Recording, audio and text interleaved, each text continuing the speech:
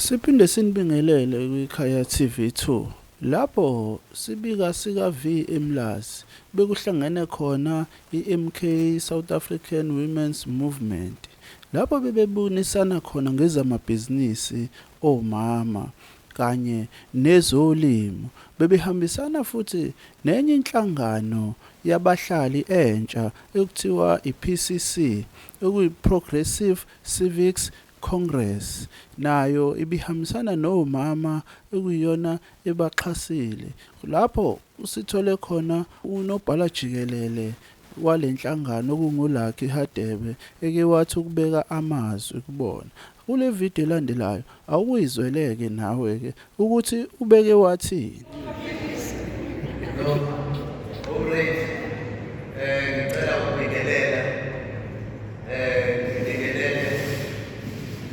Ngicela ukubingelela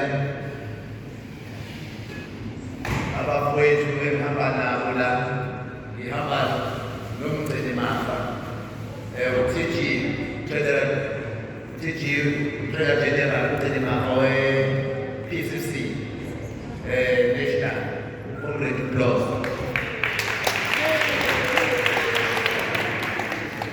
Ngihamba nomwakatsheni, ngihamba nabantu bemali omgcini mafa wethi kwi-PCC.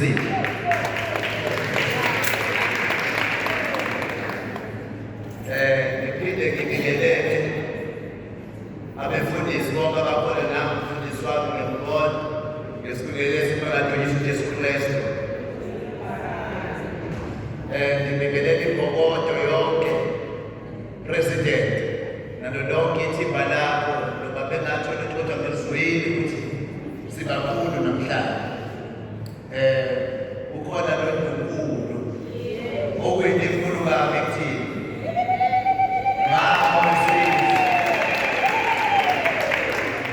Nalo lonke ithimba hamba nalo. Comrade uLahlakele unobhala jikelele we-PCC. Iyini i-PCC? I-PCC is a Progressive Civics Congress.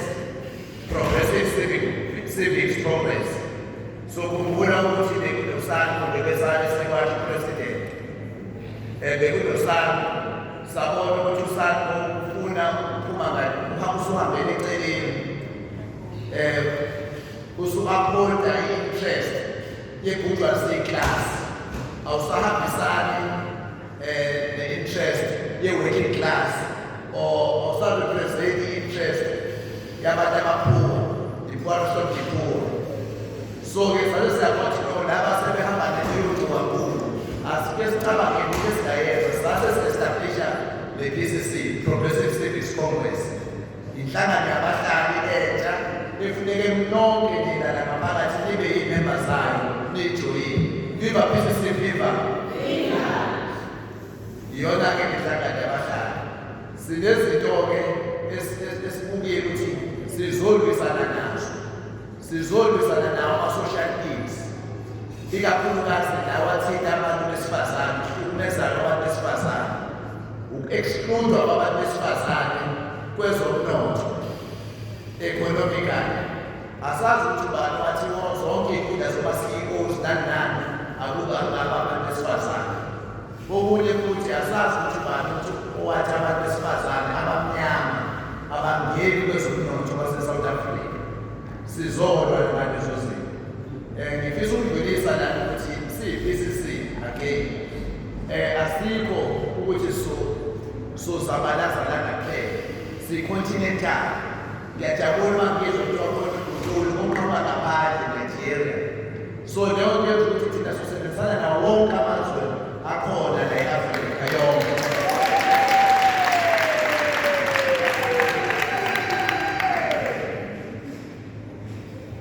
Upresident wethu we-PCC uComrade Jacob Gedleyihlekisa mhlanganyelo Zuma.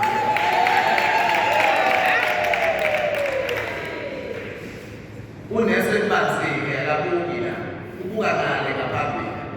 UNelson Mantsike ubona ukuthi kubalulekile ukuthi abahlali bayi-organize ukuze bakwazi ukuthi bayimele ngelanga. So sifuna into esiyibukile amathuba omsebenzi abantu abasebenzi abantu abamnyama bayahlupheka. Unemployment rate is too high kwi-Republic yaseSouth Africa. Ngifisa nje ukudlula la ukuthi inhlupheko yethu iqalayo. Kudala sahlupheka omama. Inhlupheko yethu iqala ngo-1652 when the arrived at the king. Ukufika kwabo kusukela befika kusuke manje umuntu omnyama waba sengcindezelweni wahlupheka. Akekho oyikhipha kule ngcindezelo komredi ngaphandle kwenu. Njengoba seyiphisi simele abahlali, we are a civic movement but in a political interest. Sine interest ukuthi kwenzakalani eSouth Africa politically. Sibonile mtshotshwa amavoti. Sine interest yalokho siyiphisi solifaka futhi icala. Sibonile ukuthi ngomthetho umkhonto bakuthola two-thirds majority. But abantu benza ukukhohlakala engakazi ukubekekazi ngibone umhlaba wonke jikelele. Ngoba befuna usikhokhobana ngenkani bathatha amandla ngokusuku wethu bekubuyisela emabhukwini. Lokuhlupheka kwethu kwakwethu kudala. Asisakwazi ukuthi siphinde siyivumele leyo nto ukuthi sibuye ukuhluphekane thina soyikhulula leyo nto bahlali. Ebese ngiyabuya siyayibuka izinto ezenzakalayo bahlali. Ngike ngafunda incwadi ebhalwe uWilliam Shakespeare Njunkulu ekaMacbeth. uMacbeth ukhuluma lana ngoKing Duncan. uKing Duncan wayelomuntu wayemkhonza kakhulu asebenzisane naye okwakuMacbeth. uMacbeth kuthiwa wayeyiqhawe uWilliam Shakespeare ubhale incwadi. uMacbeth kuthiwa wayeyiqhawe emizini ey'nqomo. Waseyambuka inkosi esemthanda uMacbeth ukuthi nangu umuntu esingasebenza naye waluzini wasefuna umenzela ibhanqwe iphathe enkulu emnqoma ngokusebenza kwakhe. Kanti uMacbeth unonkosikazi wakhe onenhliziyweni onalento ekuthiwa umgolo. Wayesethi weMacbeth ungaba inkosi bulala uKing Duncan. Nebala uKing Duncan noMacbeth wadecide wagcina sembulalile uMacbeth wagcina sembulalile uKing Duncan ngoba efuna ubukhosi. Waye-ambitious. Ngiqonda ukuthi sengayi-interpretele lesi sitori kubantu badala. Ngiqonda ukuthi kunoJacob Zuma ovule inhlangano enhle yomkhonto yokusikhulula abantu bakhona abantu asebefuna ukungena bayithathe. Ingena lapho-ke leyo khona nje umoya kasathane ongenayo engena kunalo mama uthi uLady Macbeth emtshela uLady Macbeth uthi the Raven himself is a horse that crooks the fatal entrance of Duncan under my measurements. Uthi come you spirits that tread on mortal thoughts and sex me here and feed me from the crown to the throne. And the interpreter left of this uyamhlohla ukuthi hey wena ukuba ngaba indoda njengoba bengenze kwisinafu nangu sendoda thatha lo bukhosi namanje unikeziwe ubukhosi. Asazi ukuthi le ndoda efuna ukuthatha lo bukhosi befuna ukuphutha umnikazi wento into ithathaphi lo. Asikho-ke lapho sila esithi asilubambeni lo mzabalazo we-MK for sure le MK izosisiza ikhulule abahlali. That is why sisapporta i-MK. That is why sabahlali sisekela ne-MK ukuthi sizodlelana nayo njalo. Siyacela-ke omama nibaluleke kakhulu ey'nhlizweni zethu. Nibaluleke kakhulu thina. Nina nikwazela ukusiphatha for 9 months. Sila esiyibolekile. Nakagcina ngokusiphatha for 9 months. Nasincelisa. Samadoda njena singaka sinceliswe yinina bomama. Anigcinanga lapho nibe senisifundisa ukukhuluma. Ilanguage ngoba ibalulekile ulimi lwethu lwesintu. Sike sibe nenkinga-ke manje. We need to decolonize our mind. Ukuthi umuntu ohlakaniphile iyathika ukumbheka simbheka nge-English language.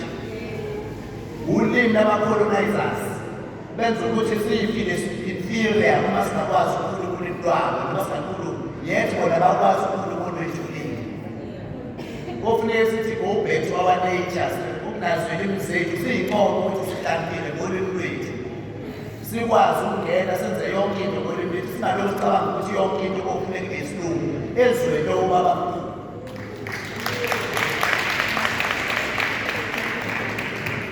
sinenkinga president ey'koleni iy'ngane zabantu abamnyama ziyafeyila i-maths ne-science but ezabelungu zayipasi i-maths ne-science nezamaningi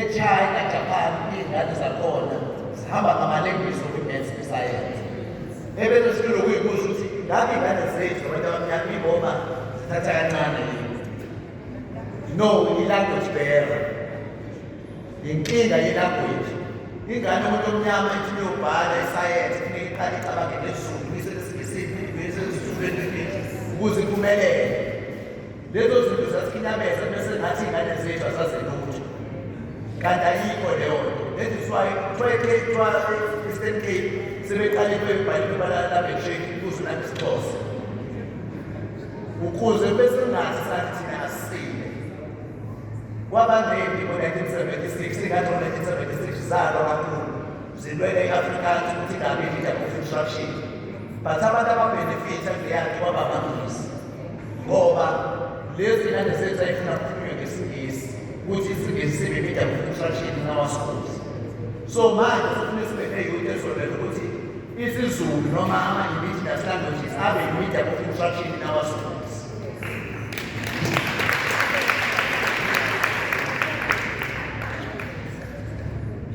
Bomama, angifuni ukuba kulo ngasholelanga mina ngiyakuthanda ukukhuluma ngizela kufundela ukufundela siyabonga ukubona kwenu siyabonga ukuthi nisikhulise nisitotomise siyabonga ukuthi nisicelise nisiphelele sibonga yonke into ngani siyabonga ukuthi nisiphelele kade nasiqala lenza umsebenzi eminingi